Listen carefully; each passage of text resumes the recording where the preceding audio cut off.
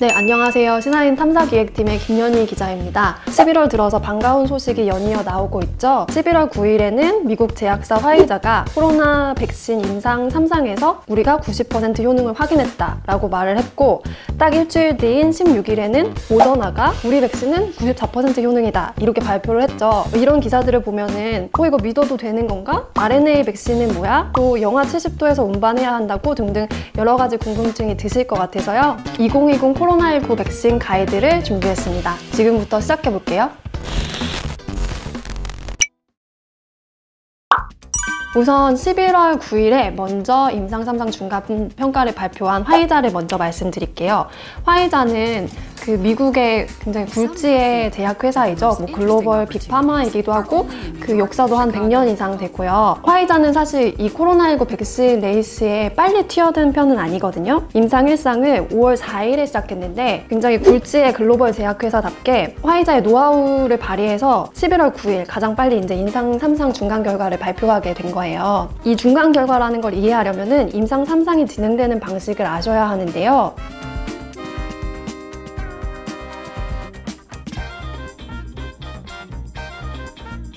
그리고 이 참가자를 실제 백신을 맞는 그룹과 플라시보, 그러니까 가짜약을 맞는 그룹으로 나누어서 진행을 해요. 주사를 놓는 사람조차도 자기가 놓는 게 진짜 백신인지 아니면 가짜 백신인지 알지 못합니다. 화이자는 미국을 비롯해서 여러 나라의 총 43,538명이 참여하는 임상 3상을 진행하고 있는데요. 참가자 중에서 코로나19에 걸린 사람이 62명을 넘으면 중간평가를 시행하고 164명을 넘으면 최종평가를 한다, 이렇게 정한 거예요.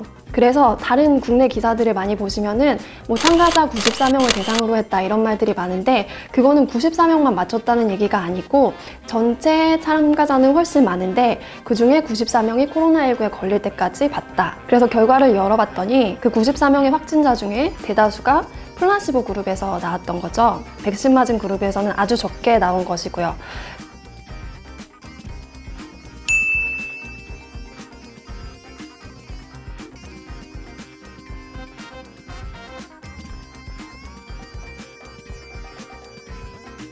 이 화이자 백신은 2번을 맞아야 되고요. 개발 중인 코로나19 백신이 대부분 다 2번을 맞아야 하는 백신들이에요. 가격까지 지금 구체적으로 나오고 있는 상황인데, 미국에서는 19.5달러, 우리 돈으로 한 22,000원 정도의 이 백신이 출시될 것으로 보입니다. 모더나는 화이자와 달리 코로나19 백신 레이스에 거의 첫 번째로 뛰어들었던 회사라고 할 수 있고 2011년에 생긴 신생회사예요. 그래서 처음부터 코로나19 백신을 이 회사에서 아주 빨리 개발할 거다, 이런 식으로 큰 주목을 받아왔던 거죠. 중간평가는 확진자가 95명이 나왔을 때, 그리고 최종평가는 참가자 중에서 코로나19 확진자가 151명이 나왔을 때 라고 세팅을 해서 들어갔어요. 그래서 95명에 대한 정보를 또 뒤집어 본 거죠. 그랬더니 90명이 플라시보 그룹에서 나왔고 5명은 백신을 진짜 맞은 그룹에서 나온 거예요. 효능이 94%, 95% 이 정도로 볼 수 있는 거죠. 모더나에서 만드는 백신은 사실 미국 정부의 지원이 굉장히 많이 들어가 있어요. 미국 국립전염병 알레르기 연구소와 합작으로 이 코로나19 백신을 개발했고요. 그런데도 불구하고 모더나 백신은 가격이 좀 비싸요. 32달러에서 37달러, 그러니까 35,000원에서 4만원 정도로 꽤 고가의 백신이 될 것으로 예상이 됩니다.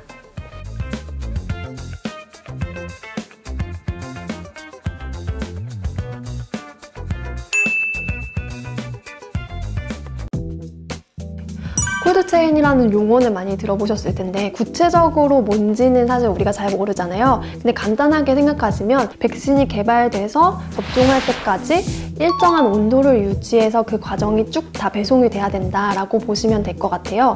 근데 그게 백신마다 이제 요구되는 온도들이 다른 거거든요. 독감 백신은 2도에서 8도 사이가 유지가 돼야 됐던 거고, 지금 화이자는 영하 70도에서 배송해야 된다라고 말하고 있고, 모더나 백신은 영하 20도에서 배송을 해야 된다고 하고 있어요. 근데 이 백신들이 이렇게 낮은 온도가 필요한 이유는 모두 RNA 백신이기 때문이거든요. 백신을 만드는 기술 중에서 상당히 최신 최신 기술이라고 할 수 있는데 제가 듣기로는 굉장히 민감한 물질이라고 하더라고요. 그래서 얘를 상온에 노출하면 쉽게 분해가 돼버리기 때문에 아주 극저온의 배송이 필요한 거죠. 그리고 지금까지 한 번도 상용화가 된 적이 없기 때문에 이런 극저온의 백신을 배송하는 콜드체인망이 지금까지는 구축이 돼 있지 않았던 거예요. 아마 이런 기사 보신 분들 있을 거예요. 뭐 영하 70도 이하에서 5일밖에 유지 못한다. 그래서 배송하기가 어렵다. 이런 기사들을 보신 적이 있을 텐데 이거는 사실 좀 오보이고요. 그러니까 5일밖에 안 된다는 거는 2도씨에서 8도씨 정도 냉장 온도에서 5일 동안 지속이 된다는 게 와전이 된 거고 70도씨 이하, 영하 70도씨 이하에서는 상당히 오랜 기간, 장기간 보관을 할 수 있습니다. 그래서 지금 화이자랑 모더나에서 중간평가 결과를 발표하면서 굉장히 주목을 받고 있는데 사실 이런 회사들만 있는 건 아니거든요. 백신 개발의 마지막 단계라고 할 수 있는 임상 3상에 들어와 있는 회사가 11개가 되고요. 아마 그 다음으로 가장 유력한 곳이 이제 영국이랑 스웨덴 다국적 제약사인 아스트라제네카이거든요. 그리고 아스트라제네카 같은 경우는 콜드체인이 독감 백신 정도의 온도를 요구합니다. 그러니까 이 백신은 훨씬 많은 나라에 보급될 수 있는 거죠. 그리고 우리나라의 SK바이오사이언스가 위탁 생산 계약을 한 것도 이 아스트라제네카이거든요. 그래서 조만간 아스트라제네카에서도 결과가 발표가 될 거니까 우리가 화이자나 모더나 백신 확보 못했는데 어떻게 우리는 후순위로 밀리는 거 아니야? 꼭 이렇게 생각하실 일만은 아닌 것 같아요. 오늘은 화이자랑 모더나 백신에 대해서 얘기를 해봤는데요. 근데 한 가지 이 결과를 보고 유의하셔야 될 건 아무리 효능이 좋은 백신을 맞아도 백신을 맞은 사람 중에서 또 코로나19에 걸리는 사람이 나올 수 있다는 거예요. 코로나19 백신이 나오면은 우리도 다 맞게 될 텐데 맞고 나서 분명 걸리는 사람 나올 거란 말이에요. 그러면 이거 백신 효과 없는 거 아니야? 이 백신 맞아도 무용지물인 거 아니야? 이렇게 다들 생각하고 큰 혼란이 올 수 있는데 그게 아니라는 거를 지금부터 우리가 좀 배워둬야 할 필요가 있습니다. 앞으로 차차 백신 개발이 진행되면서 또 새롭게 나오는 뉴스들로 여러분을 찾아뵙겠습니다. 또 만나요. 아니, 어쩌다가 백신 전문 기자가 되신 거예요? 갑자기 어쩌다가 모르겠어요. 정신을 차려보니까 백신 기사를 9개나 써버렸더라고요. 뭐 과학 논문도 찾아보고 이제 외신도 많이 찾아보고 그랬는데 현타가 오는 게 그 외국어 영역 공부하던 생각이 떠오르는 거예요. 왜냐면 진짜 단어 찾아보면서 이렇게 하거든요. 사실은 백신 지식은 많이 늘지 않았고요. 그보다 영어 실력이 늘었습니다.